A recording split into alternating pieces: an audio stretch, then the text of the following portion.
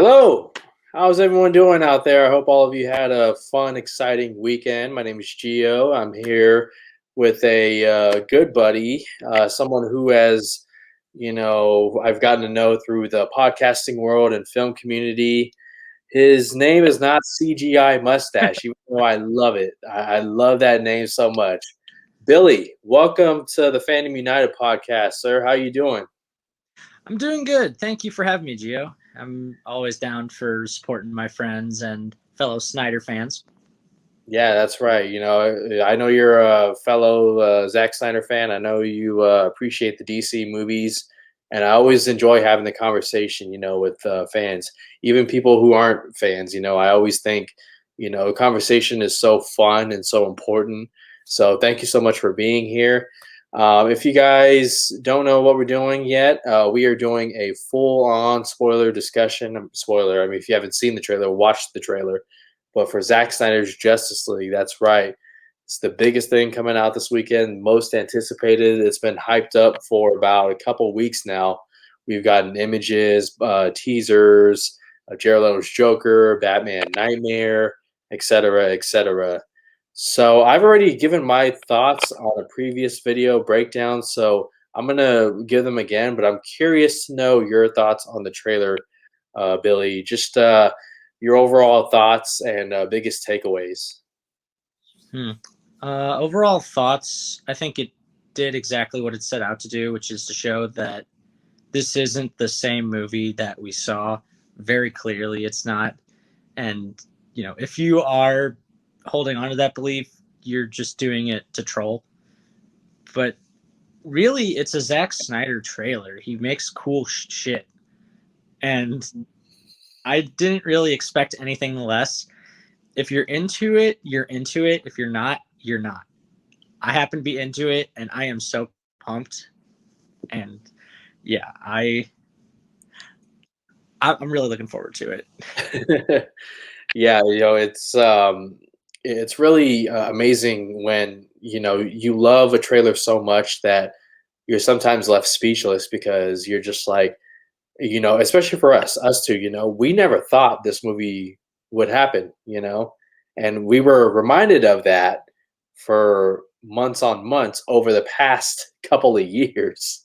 If it wasn't, I'm sorry, if it wasn't from our friends, it was from bloggers or movie pundits or etc. So the fact that this trailer arrived, I mean, it's just again, like I'm gonna say it again until the movie comes out, and maybe even after. Like it's such an achievement. It's beyond just your average comic book movie trailer that this happened. And yeah, I agree with you. This trailer, so many beautiful shots that we're gonna go through because there's a lot happening. It's a 4 hour cut. It's a 4 hour movie, but I think the main thing that Zack Snyder wanted to do was to show everyone, casual viewers, that this is not the same movie. You might recognize similar beats, story beats, throughout the trailers. Shots that look recognizable, but make no mistake, this is a different movie. So, Billy, out of the whole entire trailer, what's the first thing that you really want to talk about? The one thing that sticks out. It could be a character, it could be a moment, it could be a reveal, our first time look. What comes to mind, sir? um, I think just the first shot, with Superman screaming out in, pain and all Mhm. that. Yep, right there. And I like that. I think it's been confirmed that that scream activates the mother boxes.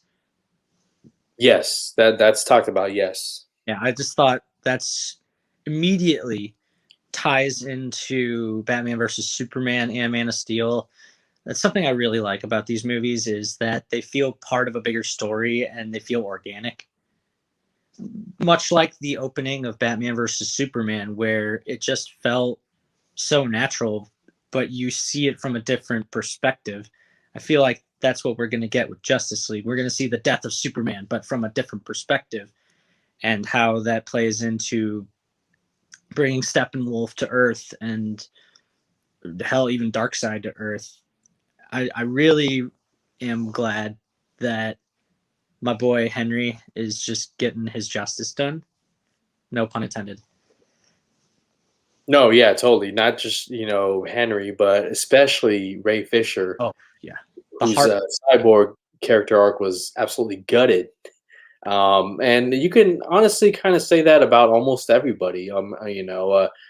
Batman, definitely the Flash.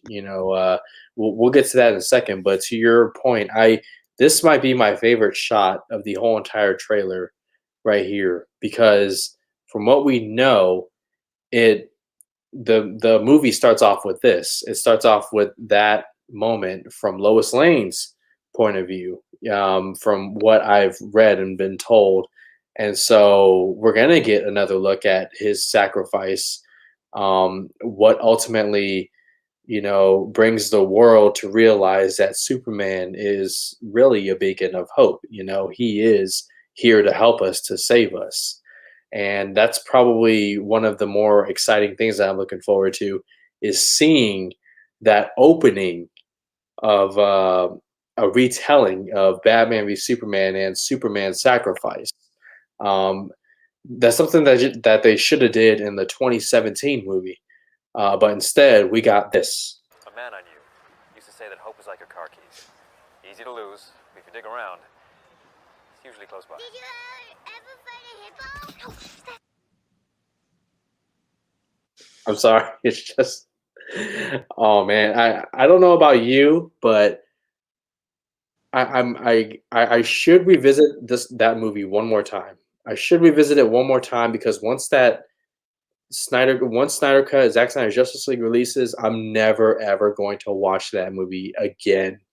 So it's been quite a while for me, and you know that I do apocalypse movies with some other, film lovers, and we do a monthly watch along. I have HBO Max, so I have to nominate one movie for fans to vote on, and I really want to pick Justice League, but I don't know if I could stomach watching it all the way through. Do you have that feeling? Like, do you want to revisit that movie one more time? Would that be something you'd be interested in? I have a Blu-ray copy for research purposes, but mostly because I never thought. I was just like, okay, this is the only Justice League movie. I might as well own it. And like you said before, I never thought this would happen. It's still surprising to me, and I feel like the Justice League, as it's called, um, collectors are really gonna like that Blu-ray because it's gonna become irrelevant once the Snyder Cut gets released, and everybody has basically disowned it at this point. Where I agree, it rightfully should. It's just it's not the worst movie, like in terms. It's just it's a butchered committee movie, like too many cooks in the kitchen. It's honestly fascinating to me. It's it's not a it's just like the Avengers but worse. That's Well, basically what it is, and that wasn't what we were promised. That wasn't what we were going to be originally shown, and now we're getting all this lore and character development, and good or bad, it's definitely probably going to be an improvement. So my overall thoughts are we need to remember it so stuff like that doesn't happen again. no, yeah, I think you're completely 100% right about that. I was somebody said it was a director. Like this is yet another case study into the problem in Hollywood where a director, a filmmaker is given the green light to make their movie. The studio invests in it, time, money, resources, but then somewhere during the editing process and marketing, that filmmaker all of a sudden, and Zack Snyder is a perfect example. The studio changes their mind, and all of a sudden, it's no longer his movie. Like we saw that with Superman 2, the Richard Donner cut, with Christopher Reeves, and I'm sure there's other examples. And Zack Snyder will be one for modern comic book movies, and I think maybe David Ayer also follows suit with the Suicide Squad if this movie is received very well. So I think you're absolutely right about it being a case study, and these Blu-rays, I can't imagine they'd be being made to for sale once this movie comes out. So who knows? Hang on to that Blu-ray. You might it might be worth some money later on. But yeah, let's stick with Superman. So we got a couple of really interesting shots in this trailer. The first one I'm going to point out is one that we've seen before, and it's black suit Superman, eyes, laser eyes, looking more serious than ever. And I don't know if you noticed this the first time, Billy, but people are speculating that behind him is a boom tube that is opened.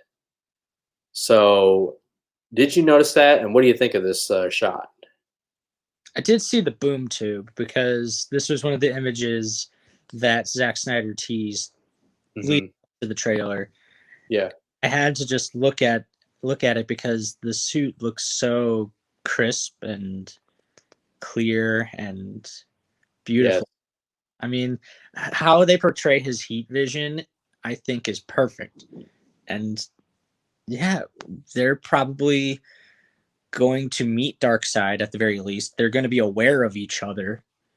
We know what happens to Steppenwolf. It's pretty heavy metal. Like this entire movie is just a super heavy metal Right. down to Steppenwolf. Dude is massive, and he just feels like he has a lot more weight behind him. Like that axe looks like it carries. It could take out like a ton of people. Snyder did show, yeah, like when he took out the Amazon, and then you see all the blood. Boom.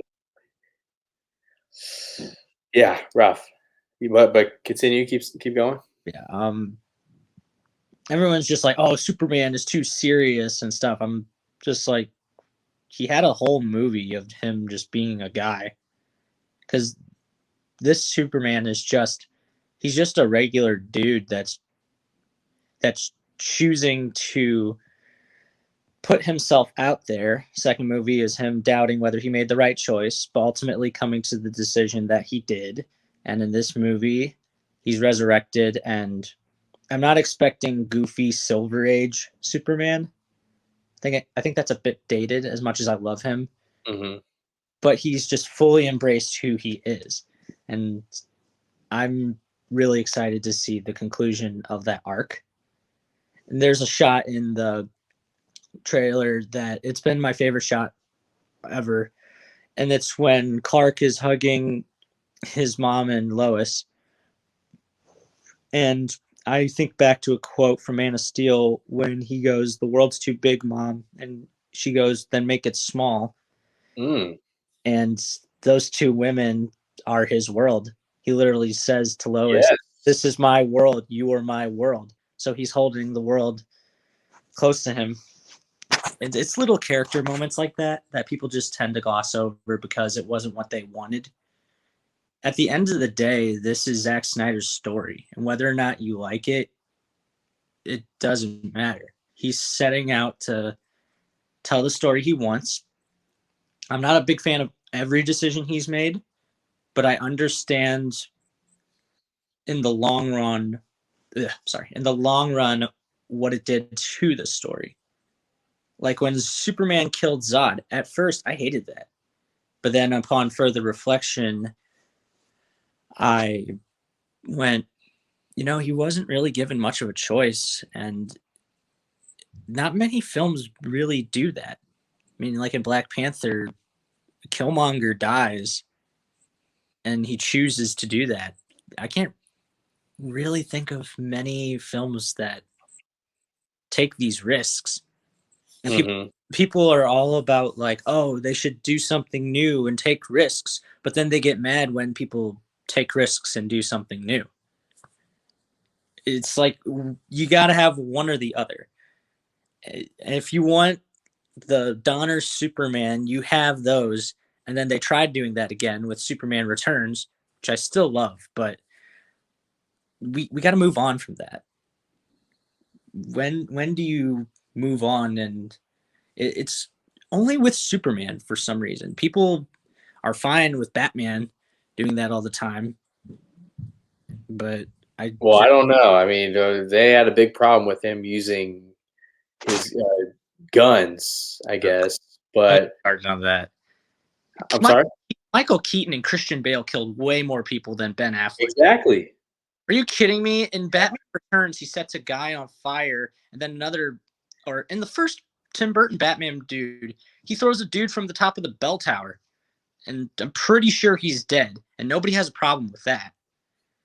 And or in Batman Returns, when he puts the bomb in a clown's pants and Yep. pushes him over the bridge, it's funny, and I like it, but at the same time, Batman kills a lot of people. So you gotta address that hypocrisy there. You can't just cherry pick it because you don't like Zack Snyder. And that's exactly what it is. You know, I think his style of filmmaking rubs people off the wrong way, and that's fine. I mean, that's your opinion.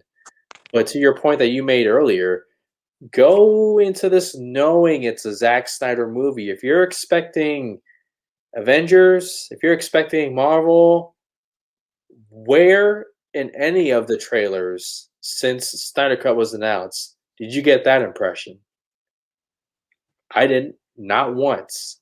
Not to say there isn't going to be some subtle humor in there.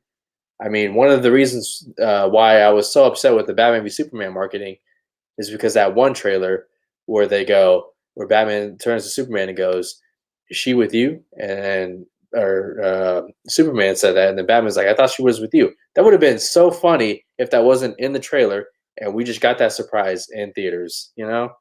But I love your point about Superman making the world smaller with his mom and Lois. That is such a good man. I'm so glad I brought you on here for that, man, because I probably would have noticed that after maybe my 50th time watching the damn trailer.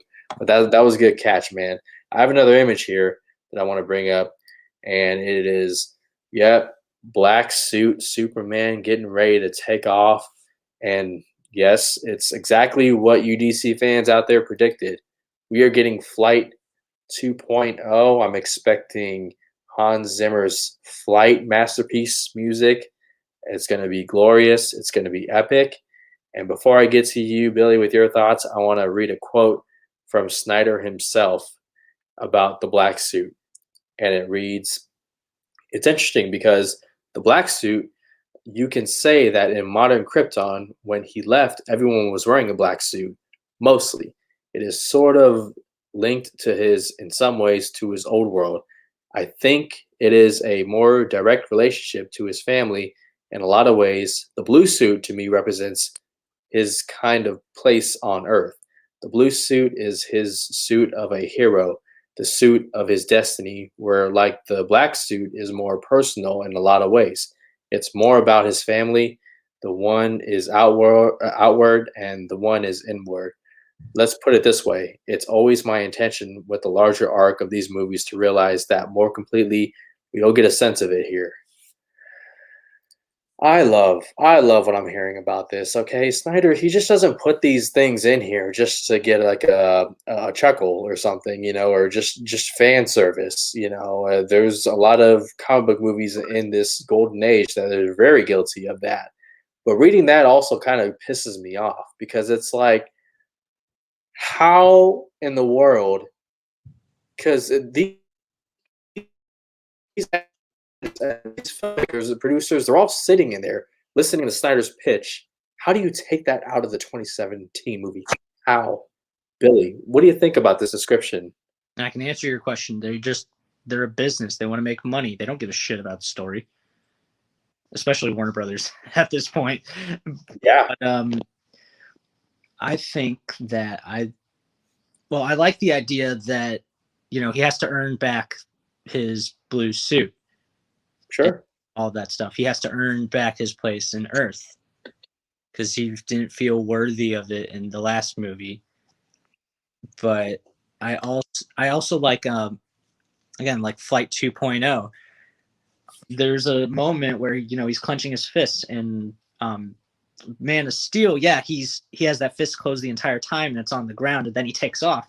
But Mhm. here you see everything's floating around him like it's coming right back. He initially has the fist closed, but then he opens his hand and he's more in control of his abilities. Mhm. And that actually brings up another thing. We're going to probably get 2 flight scenes because of Cyborg. And I know that there's a shot right there where Cyborg learns to fly, and he's probably going to go through a similar arc to Superman, considering he's been told, or we have been told, that he is the heart of the movie.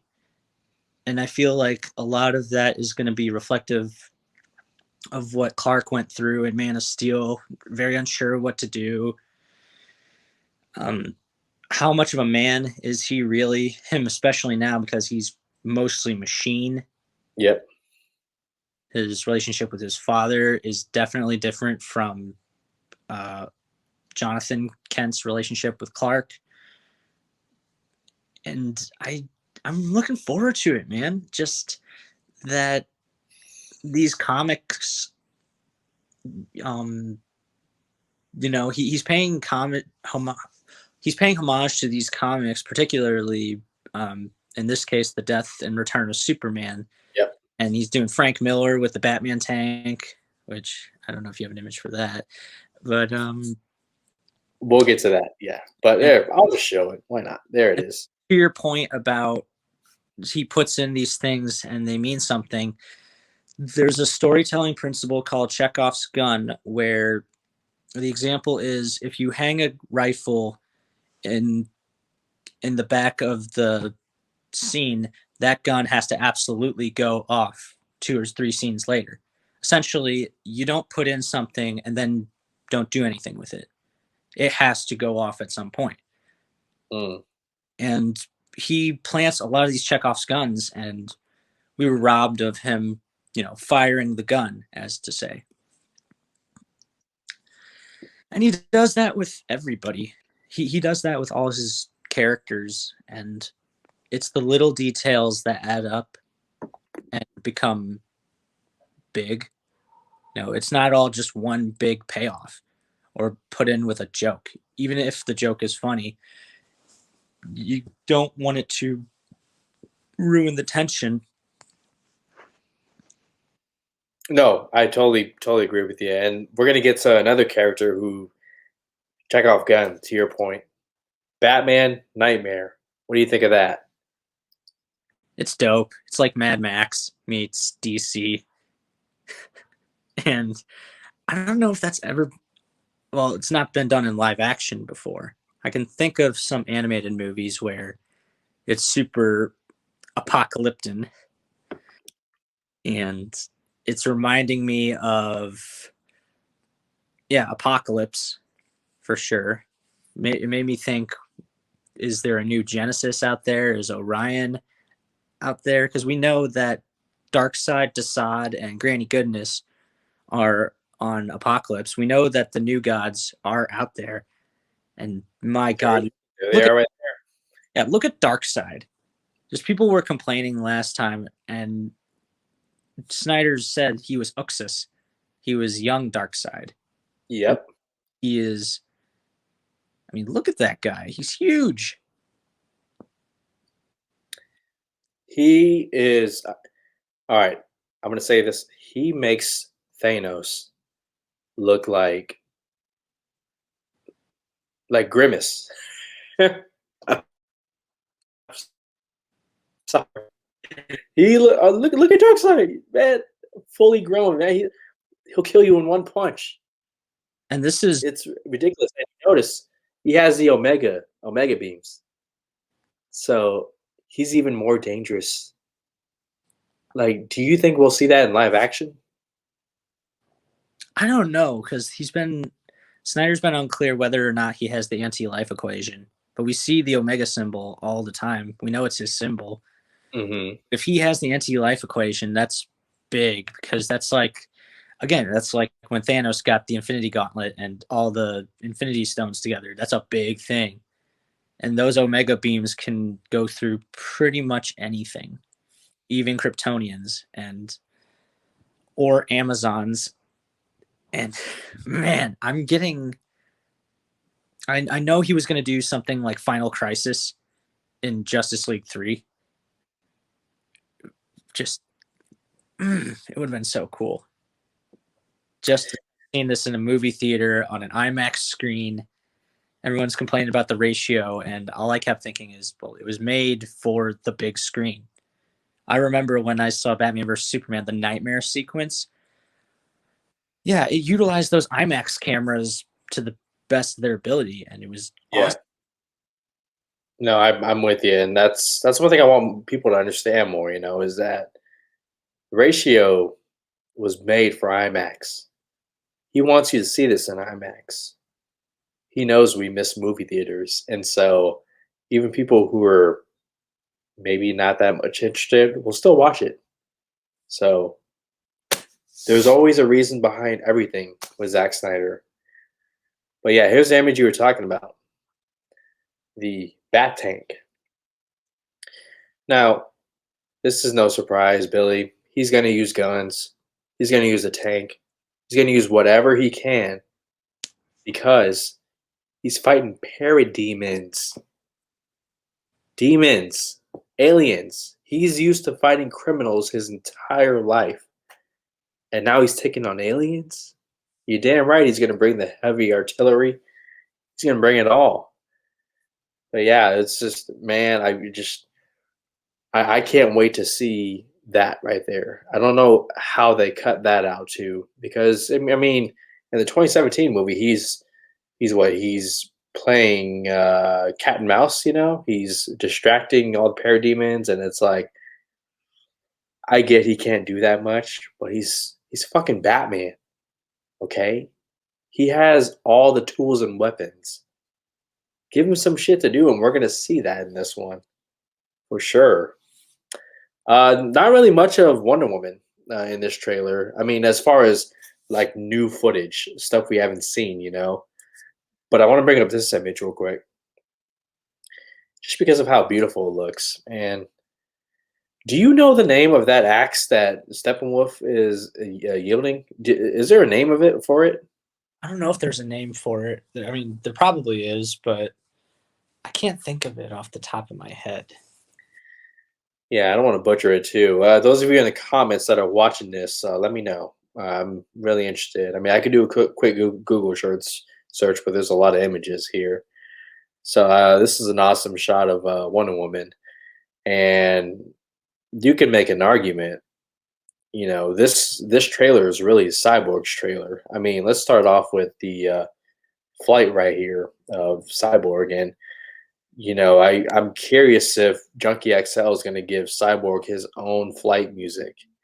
I mean, how awesome would that be? Just to have that. I mean, I don't know how big of a fan you are of Junkie XL, but for me, like Mad Max Fury Road, I love that. Love that soundtrack. Batman v Superman, obviously, and yeah, I think he's gonna bring us some really good stuff. Junkie XL, and then we have this one right here. Yeah, look at I, that. I feel like that's just a placeholder shot because when you've seen the concept art of Cyborg in the Nightmare scenario, he's all machine now. So I feel like that's a misdirect. You I think so? it looks incomplete, but I know Snyder better than to show something incomplete. It looks like the 2017 version. Oh, But God. I mean, like the camera All right, moving focus. on. Here is something that's really interesting. Now, I think this ties in with this image right here and this one. I'm betting, and I think this might already have been confirmed, that Cyborg, obviously he came from the mother box, right? Mhm. So he's gonna very well have his own nightmare sequence, because in the movie it starts off with his mother not being there, right? Like she died, and then we saw in the first trailer that the father had sacrificed himself. And I actually have an image here. Actually, I think I may have answered my own question. Do you think that takes place during the same time? Absolutely. Hmm. What I think is Cyborg is trying to stop the mother boxes from merging, and since he's directly connected to it, they're trying to tempt him to be like, "Oh, it could be you could be human again. You could be better. You could be with your parents." And it's funny when I think of Silas Stone, Doctor Silas Stone. It's Joe Morton who was Miles Dyson in the Terminator. I Yep. feel like that was intentional, and I I love that we're getting the traditional cyborg story. He was a football star, he was a quarterback, I think, and he was going to go on full scholarship. He always had an icy relationship with his dad. Hmm. He had a great relationship with his mother. And then, he got into the accident that caused him to be barely human. And now he's just this machine. And we saw Barry about to reach Victor, and that is absolutely going to happen. Um, with Barry going back in time, he's going to use the Speed Force, figure out how to go back in time. Because I think that when Cyborg tries to unfuse the boxes, they blow up and they kill everybody. So Barry goes back in time to stop Victor from doing that, or how to do it properly, I guess. I mean, that could be this shot right here, right? Yeah, I feel like Barry is definitely going to do some time travel for sure. I think that was the shot that we got in the previous trailer where he's just sort of looking and then he runs. Yeah, and then we're seeing him do the running, and then we even see him just generating that speed, because you got to run at a certain speed in order to um, use the time force to, or no, the speed force to go back. I said Time Force 2 Yeah, in a previous way. you got to use the speed force, and it's him discovering his abilities. But I also like that. I believe Ray Fisher said this originally, that Cyborg and Flash have a very special relationship because they're the youngest ones. Yeah. They're barely out of college. They're my age, so I'm probably going to relate to probably Barry, just because I'm not a 6'5" uh, beefed up black guy. So Athlete, yeah. yeah, athlete definitely. Like Ray Fisher's a beast. You saw what he looked like when he worked out for Cyborg. It was Mm. like, damn, dude. And Barry is much. He looks like a runner, as he should. Yeah. And then we get Aquaman, who I love that he described. Jason Momoa described his role in the movie as like that outlaw Josie Wales. He just wants to do his own thing. He wants to be left alone. He'll save people if he can, but ultimately he's just this nomad living off the land and probably just drinking God knows how much beer. And Bruce is just like, hey, you want to join the team? We know he's going to say no. And it's the coming together of these people. It's reminding me of Seven Samurai, actually. All these individual misfit sort of characters with unique abilities, each Yeah. purpose. Cyborg has technology on his side, especially with computers nowadays. That's critical. Barry has speed. Aquaman has the ocean, which is 3/4 of the planet.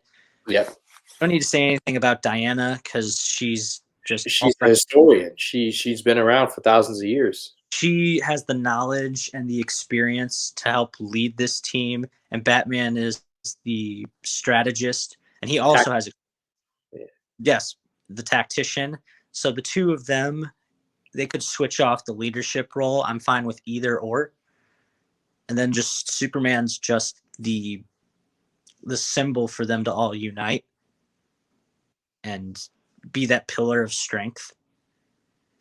It's really cool how these DC heroes are all inspired by they're Greek gods, essentially. You know, Superman is Zeus, or no, Diana's probably Zeus and Athena, and we get Hermes, Poseidon, all these different influences.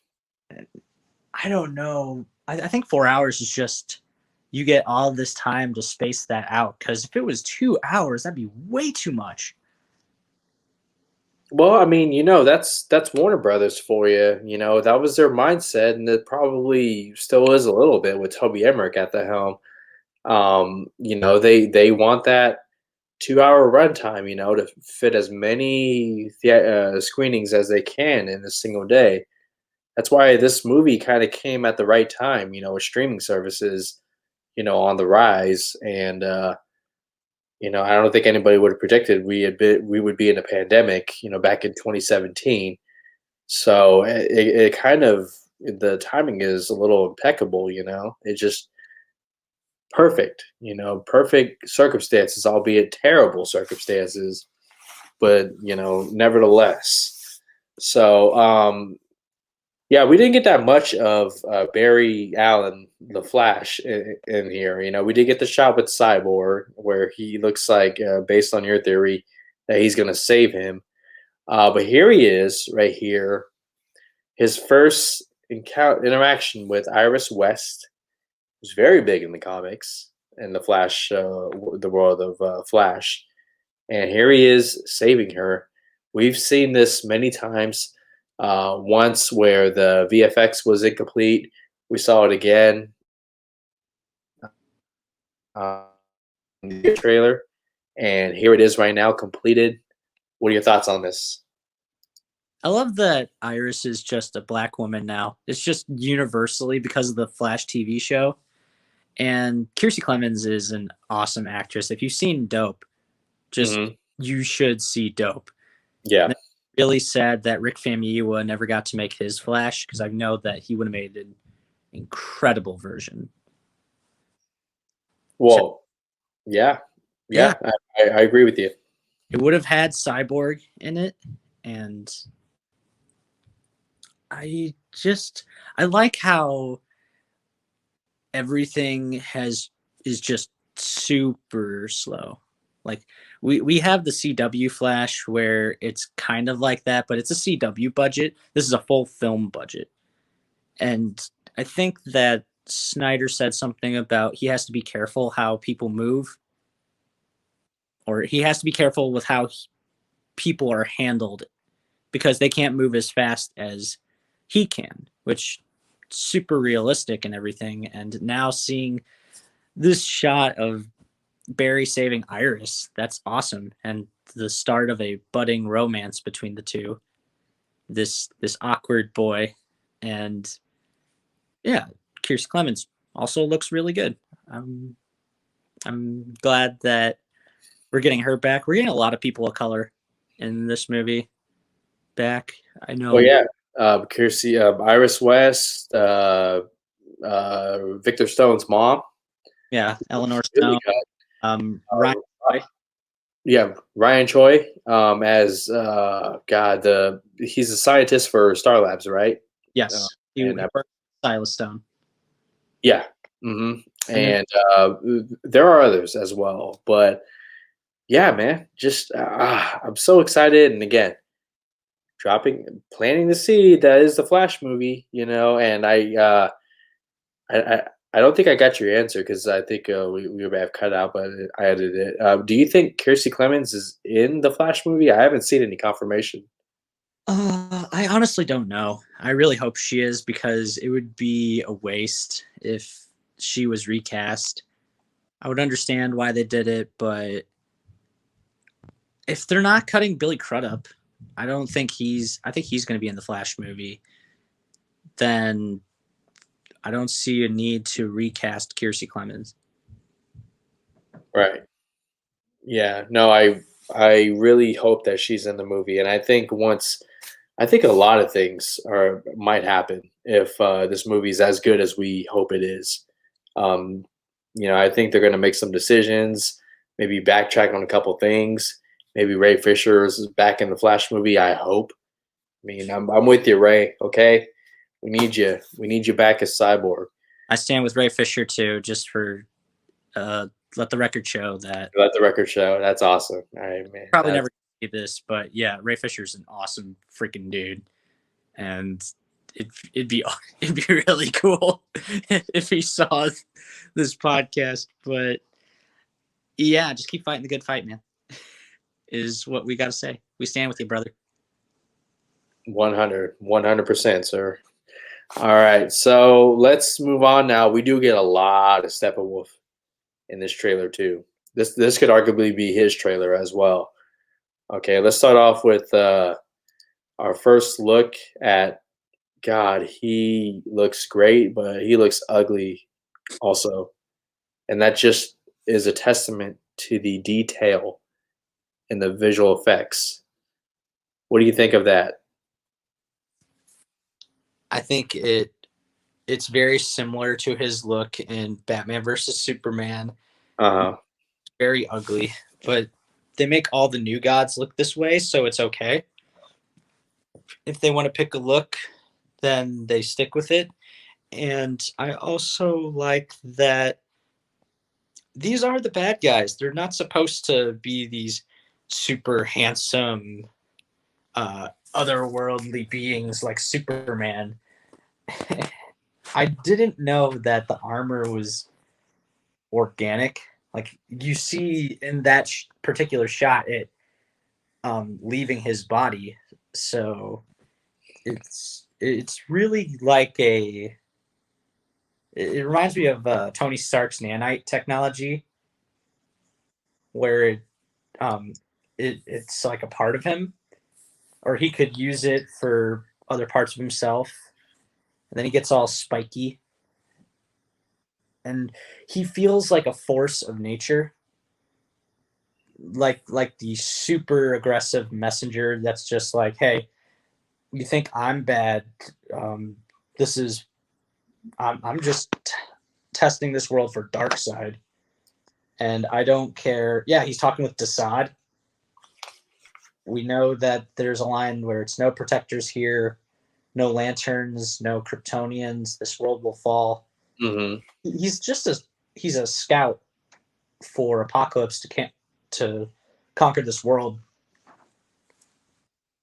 And they make Kieran Hines' voice so deep and not like a weird fleshy grandpa looking thing. I really like this new look. It's grown on me. Yeah, I'm the same way. As the VFX have gotten better, it's just okay. Yeah, I'm a 100% into this. I can't wait. I love that this trailer doesn't hold back on showing just how deadly Steppenwolf is. I mean, yeah, I brought this up earlier. Here he is right here, and this Amazonian's like, I got this. I'm gonna save the day. Nope, no, you're not. And yeah, I really love a line that Jeremy Irons, Alfred says. Here he is right here, by the way. One of the lines in the trailer is, how do you know your team is strong enough? If you can't bring down the charging bull, then don't wave the red cape at it. And dude, that's Chris Terrio writing right there, man. That is awesome, dude. I mean, where was that writing in the 2017 movie? And I'll tell you where it was. Jeff Johns and Josh Whedon got rid of it and totally redid the whole thing. And it was reported maybe 10% of that 2 hour movie was Zack Snyder. So Not 10% of a 2 hour movie. that should be criminal, though. I'm pretty sure that's illegal then. And Zack Snyder's name Zack Snyder's name would be attached because of the Directors Guild. I think that's the rule. DGA, yeah. Yeah, but I'm pretty sure he could sue them for that. If it's not his movie, 10% of a 2 hour movie, that's only 20 minutes. Yeah, I don't know Easy. how. Ontario writes Batman and especially Alfred really well. I don't know what it is about these characters, but Ontario is just he's very good at the Batverse and the Batman verse or whatever. I really like how he writes Lex Luthor's dialogue too. Like I really enjoy that. Like that whole helicopter pad scene where Superman confronts him and he um, just gets into Superman's head. Like the mother of a flying witch or the mother of a flying demon must be a witch. And what do we do with witch? We death by fire. It's just like, oh, I love that. I probably botched it, but Yeah, yeah, I don't think Lex Luthor and especially Jesse Eisenberg is a bad choice for Lex Luthor. He's around the same Henry Cavill. We know he's a very good actor. If you've seen The Social Network, you know he's a great actor oh because yeah, you have to be a good actor in order to do Aaron Sorkin dialogue. But if you listen to the actual dialogue, these are things that Lex Luthor would actually say. He is much smarter than everybody else, and he likes to brag about that fact. I just think that people couldn't get over his cadences and delivery, which did kind of come across as goofy sometimes. I feel like if we got yeah, the whole calculating behind the scenes persona, people wouldn't have a problem with it. But yeah, the dialogue with Lex is very good because he directly ties into the um he explicitly states what the movie is about and like the themes and all that shit. And they touch upon some pretty heavy stuff. It's a lot of philosophical stuff. Angels and demons, good and bad. And comparing it to his relationship with Superman, it's yeah. There's a line. Mhm. Yeah, yeah. There's a line that he says where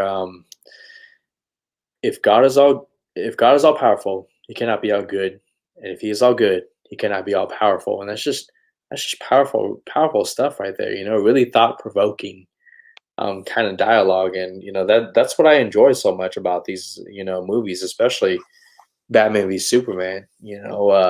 Fun fun irrelevant fact: I saw the theatrical version 10 times in theaters. wow. Yeah, I screenshotted a tweet from 2016, like talking about my ninth time going to see it, and so you can imagine how much I really enjoyed the Ultimate Edition. Um, and it's just an irrelevant fact, but yeah. So moving on from Steppenwolf, we get, of course, the shot that we've seen before, but nevertheless incredible. Dark Side, Granny Goodness, and Assad. Billy, how much do you think we're going to get of Granny Goodness in this movie? Probably just a blink and you'll miss it cameo. Not much. She kind of looks like Mrs. Weasley from Harry Potter, though. I saw somebody. I don't know. I always thought that Kathy Bates would be the perfect Granny Goodness, mostly just because she looks like her. Now, people were saying Judy Dench. Is that Judy Dench? Like, I don't could you know. imagine if that was? Oh my goodness. It'd be really good. What if we get Ed Asner because he was the Granny Goodness? Yeah. I know Ray Porter's gonna kill it, but for me, Dark Side will always be Michael Ironside. Awesome Dark Side. He's from the Anyway, the the Timbers. yeah. Yeah, yeah. Excuse me. Okay, but I Yeah. think what Ray Porter does with it. Oh, dude, and I love how excited he is on Twitter, just talking about it, and the fact that, like others, he didn't think this would see the light of day. He thought his voice work was just gonna go away, but that's Zack Snyder's dude, man. He will back him and support him and whatnot. And it's great to see him so excited about this. And here's another shot that I briefly showed. The Is this called the Omega Hall? Hall of Omega or something? I believe, and it's just legions of parademons. Legions, yep. And then you got Dark Side. You can see out there towards the in the distance, that is Apocalypse. And the nightmare sequences that we see is Darkseid trying to bring Apocalypse to Earth, and so I love it. I love the lighting, love the visuals of it. It's just I can't wait to see that scene. And here is all right. So we talked about this trailer having familiar shots, right? This is a familiar shot, but it's different, and it's Superman being lowered into his where he's going to be resurrected, and a picture of Podcat. Now, Billy, do you think like Batman v Superman, we get an actual scene or a moment with Podcat and Clark? I wouldn't be surprised. They did that in Batman vs Superman, and nobody knew that.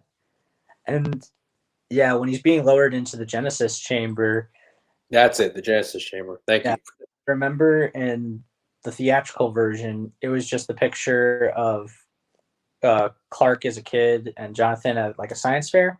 It was in Man of Steel, so that made more sense in that context.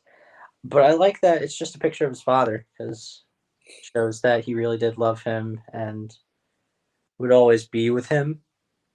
And now I guess it's symbolic of he is letting him from the nest or whatever.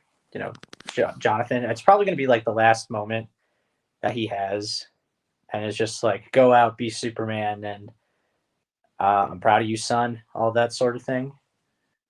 Like letting him be his own man is what I'm predicting because he's always relied on his father's guidance. Well, his mother and his father's guidance, but more so his father. And again, it's like poetry. It rhymes. There you go. Exactly. And I think, for up until this point, I think we've seen Podcat be kind of like, especially in Man of Steel, the world isn't ready, like hold on, like decide for yourself what you really want to do. And maybe this is the last time we see Paul Kent. And to your point, he says, go be the man that you were always destined to be, and it'd be a really emotional moment for sure to see. I love that idea. And here is a shot of Queen Hippolyta. I believe the chamber that was holding the mother box just fell into the water, and her Amazonians, a lot of them were killed, unfortunately, by Darkseid and parademons. And she has to find a way to warn Diana. I was on Twitter earlier and I saw Connie Nielsen. She was so excited about this cut, as she should be, as everyone is.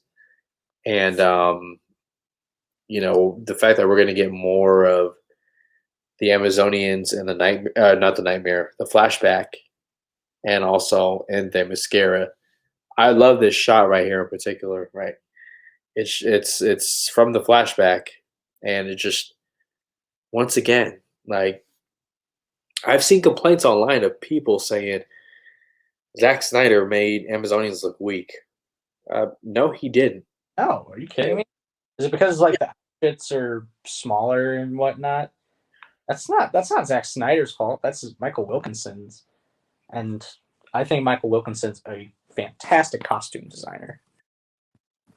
Just the Amazons are badass in Snyderverse and in the Wonder Woman movie. Oh yeah, absolutely. And one thing I really wanted more of, and I understand why they couldn't do it. In Wonder Woman 1984, we only got one scene in Themyscira, and that was the opening, and that turned out to be one of the better scenes in the movie. Um, and I hope we get to revisit more of Themyscira, because it's a really beautiful, fascinating world that they've built. It's just especially with the characters. Um, so I'm excited to see more of Themyscira and the Amazonians in this cut. And then, of course, this is our last screenshot right here. Save the best for last. Oh my goodness! You know, I've listened over the past couple of weeks. Zack Snyder, or no, not Zack, Jared Leto, talk about Zack Snyder, speak so highly of him, calling him a madman, a maverick. Look at that image right there. Brilliant, genius. He's wearing a SWAT Gotham PD vest, and apparently there's badges on it of fallen cops. That is dark. That is deep, and I love that we're gonna get at least one interaction. Could be more in the future, but at least one interaction of Jared Leto's Joker, Ben Affleck's Batman, albeit a nightmare or dream sequence, a premonition. But Billy, what do you think of this? I like that Jared Leto's given another chance because in Suicide Squad it was a very different take. It was a different director. It was a very different direction that did not go so well. And I guess that Joker just with long hair now is the new norm because Heath Ledger, Joaquin Phoenix, and now Jared Leto, which I know the only reason why he has long hair is because Jared Leto has long hair and he probably just like I'm not going to cut it. So Especially for 4 or 5 minutes. 4 or 5 minutes, I'm not going to cut my hair.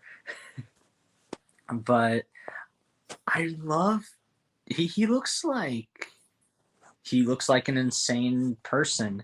His voice is different. It's very hard to Deeper. do deeper. Yes, it's very difficult to do a unique spin on a character that's been done to death so many times. The same applies to Batman and Superman. But that's what's so great about these characters is that they will always be interpreted in different ways. Not always in the best way, but different. And this looks it's pretty metal. There's no other word to describe the Justice League trailer as just like awesome heavy metal concept art. From the filter to just the nightmare sequence, especially. And I like that Junkie XL is also the composer because he did Mad Max Fury Road, like you mentioned earlier. It really fits. And it's just different.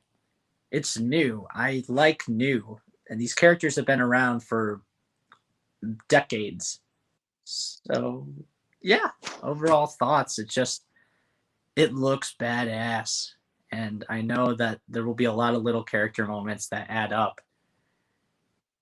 It's really rewarding to know that this pipe dream is becoming a reality solely because people cared and they just love the man that Zack Snyder is. I did a deep dive. I had never seen a bad interaction with Zack Snyder recorded. Everybody says nothing, but he is the best. And he's creative. He cares about people. He doesn't care who you are as long as you bring something to the table, and he knows what he wants to do. Whether or not you like it, that's up to you. I just happen to know that you can say a lot about the man, but he's not lazy, and he doesn't have any talent. Like he has a ton of talent. You can't say that he doesn't get these jobs for no reason. And this was fun, man. Yeah, yeah, man. I completely agree with you, man. That was very well said. And again, I think I speak for um, the whole release the Snyder Cut movement, all the fans, people who are excited about this. Getting the movie, just getting the movie is a win on its own. It's unprecedented. It's something that has never really happened before, especially in the golden age of comic book movies right now. Um, and at the very least, at the very least, I want this to be better than the 2017 movie. And that is a low bar. Okay. That is a low, low bar. And, I think a lot of good will come from this. Not just in the world of DC with a potential Cyborg movie or Cyborg back in the Flash or a Ben Affleck solo Batman project or Jared Leto's Joker or release the air cut. But think about Hollywood. Think about Hollywood and all the filmmakers who have had their visions compromised because the studios either got nervous, reckless, careless, whatever word you want to say.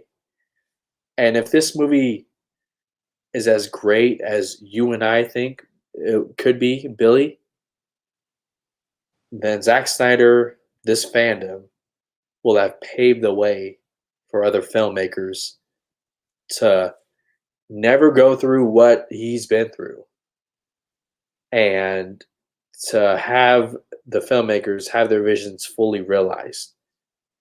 Yeah, it's in Hollywood. You never get a second chance, and this is the second chance. Everything that this man has done, the reason why Henry Cavill, Jason Momoa, Gal Gadot, they have as big careers as they do, is because of these movies and Zack Snyder. He's giving a lot of people work. A lot of people that he always collaborates with are usually women or minorities or LGBTQ people, and it doesn't matter to him. He just wants to hear a creative voice, and that's badass, and that should be um, taken into account and should be the norm.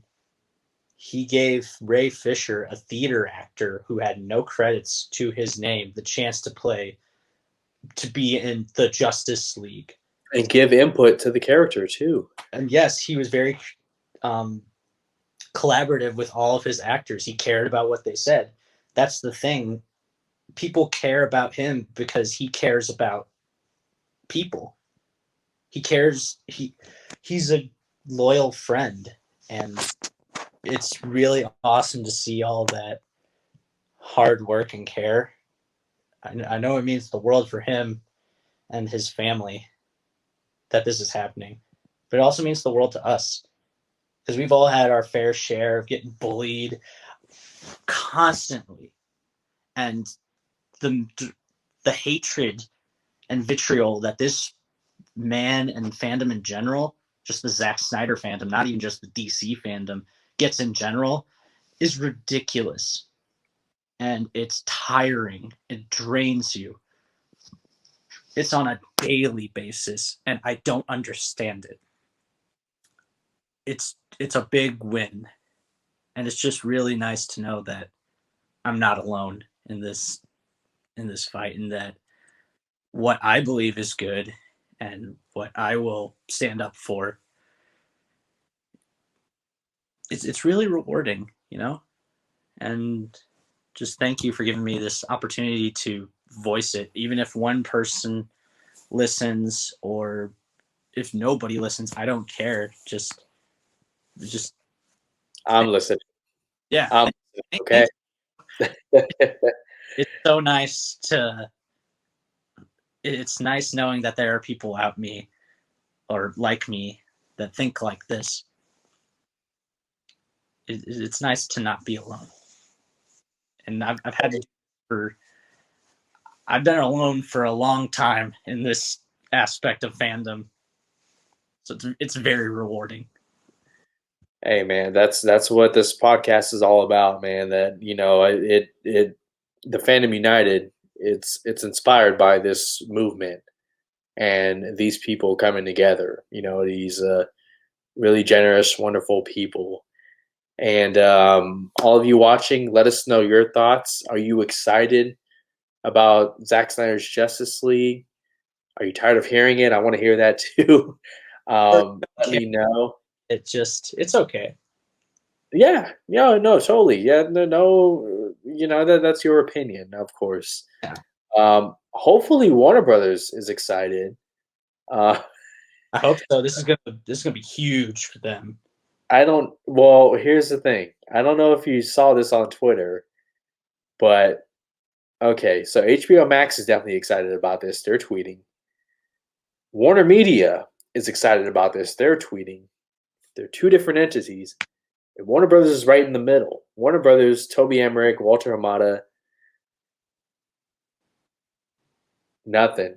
And a few hours after the Snyder Cut, or this trailer released, they put out a 1 minute trailer for Godzilla vs. Kong on the same day.